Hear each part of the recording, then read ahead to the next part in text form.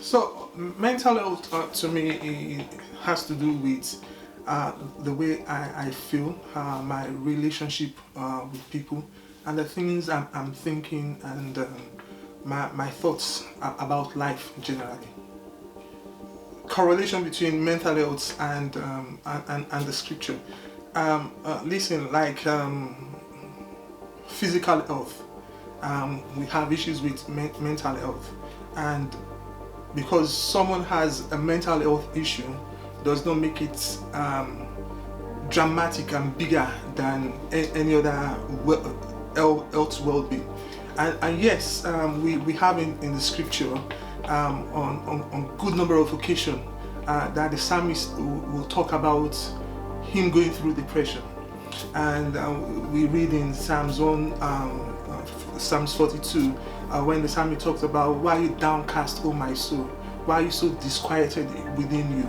So we can see that at a time in his life, there was issues he was going through, and we all have issues. We have our ups and downs. So there are many scriptures in the Bible that helps us to be able to talk about the issues of mental health and how we can deal with issues of mental health. This is a real issue, and we don't need to sweep it under the carpet. We should help people as much as possible who are going through issues at work, at home, in life generally. So it is up there in the community, in the society, and people are talking about it, and we need to encourage people to talk about issues they are going through, and don't leave them alone to fend out for themselves. I would say to a younger version of myself about mental health is, Rotimi, speak up. Don't hide things. Don't hold back. Support her out there. Speak to someone. Look for help where you can find help. And as much as possible, connect with others. Don't think you're the only one going through issues in life. We all go through. And no matter what our state may be, no matter what our position may be, no matter what may be happening in life, we all go through at different times in our lives. And so probably if you're going through a difficult time now, just recognize that yes, it's a difficult time, but there is help out there. Loneliness is a big issue, and of course, thinking about the pandemic, we see that that exacerbates the issue with so many people.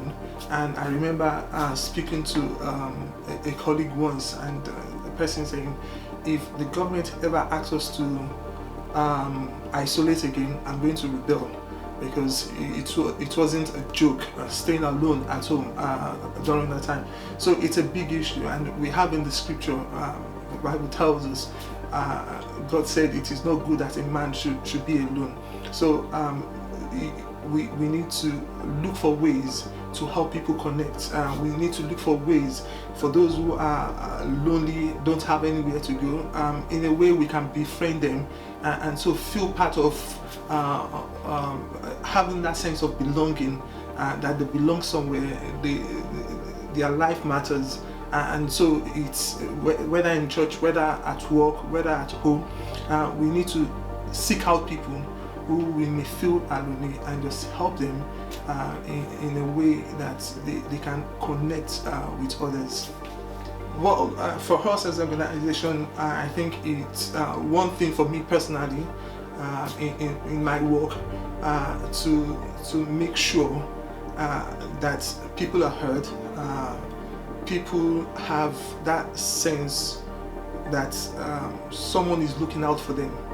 And so as an organization, I do tell a staff member that if they are going through issues, listen, the help is there. Within the organization, the chaplaincy is there to provide that listening here and support and help in whatever way we can. And at the same time, as an organization, we do have an outside counseling service. A staff member who may be going through some issues could call and seek for some sessions to help out with issues they are going through. And of course, with our residents, it is something of great priority for us They are not just living here, having accommodation here, but their well-being matters as well.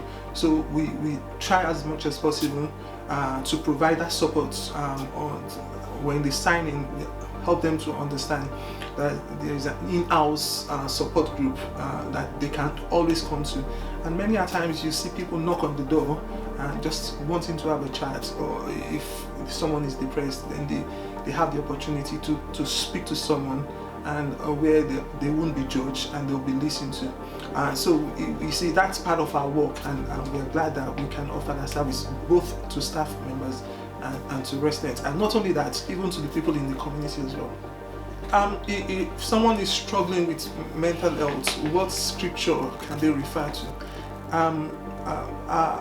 One, you need to understand the issue the person is going through, because the issue of mental health is broad, and so one could be going through issues with anxiety and worry. Someone else may be going through with issue of manic depression, or someone else may be going through issue with eating disorder, and so we need to understand it's a broad issue, and they need to seek the right help from the professionals.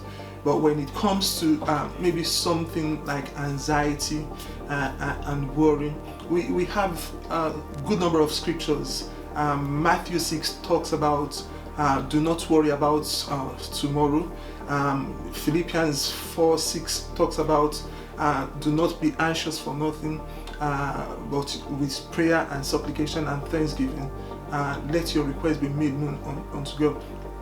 And these are not just verses, these are verses that God in His own wisdom understand that at a point in time we will be going through issues of worry and anxiety, and so God, being proactive, He knew those days will come. So He helps us to understand, listen, don't worry about these things. And if we sit down and reflect on that scripture, on those scriptures, we'll really see that in fact they do help.